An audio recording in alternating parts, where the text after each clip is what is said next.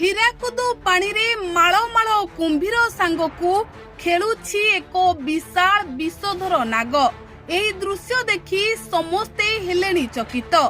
ହୀରାକୁଦ ବର୍ଷା ଜଳ ସମ୍ଭାଳି ନ ପାରି ଶେଷରେ ଡ୍ୟାମ୍ ଖୋଲିଛି।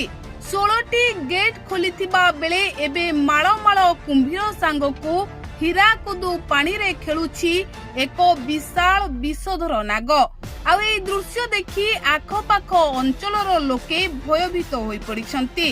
ଏହି ଦୃଶ୍ୟ ଦେଖି ତଳିଆ ଅଞ୍ଚଳ ଲୋକଙ୍କ ମନରେ ଛନକା ପଶିଛି। ପ୍ରବଳ ବର୍ଷା ସମ୍ଭାଳି ନ ପାରି ହୀରାକୁଦ ଶେଷରେ ଗେଟ୍ ଖୋଲିଥିବା ବେଳେ ଏବେ ମାଳ ମାଳ କୁମ୍ଭୀରଙ୍କ ଭୟ ସାଙ୍ଗକୁ ହୀରାକୁଦ ପାଣିରେ ଖେଳୁଛି ବିଶାଳ ବିଷଧର ନାଗସାପ। ଆଉ ଏହାକୁ ଦେଖିବା ପରେ ତଳିଆ ଅଞ୍ଚଳ ଲୋକଙ୍କ ମନରେ ଭୟ ପଶିଛି। ଦର୍ଶକ ବନ୍ଧୁ, ଆପଣ ମାନେ ଜାଣିଛନ୍ତି ରାଜ୍ୟରେ ଗଲା କିଛି ଦିନ ହେବ ଲଗାଣ ବର୍ଷା ଲାଗି ରହିଛି, ଯାହାକୁ ନେଇ ମହାନଦୀ ଫୁଲି ଉଠିଥିବା ବେଳେ ଶେଷରେ ହୀରାକୁଦ ଆଉ ଜଳ ସମ୍ଭାଳି ନ ପାରି ଗେଟ୍ ଖୋଲି ଦେଇଛି। ଆଉ ଏତିକି ବେଳେ ପ୍ରଶାସନ ତରଫରୁ ସତର୍କ କରାଯାଇଛି କି କୁମ୍ଭୀର ମାନଙ୍କର ଭୟ ରହିଛି।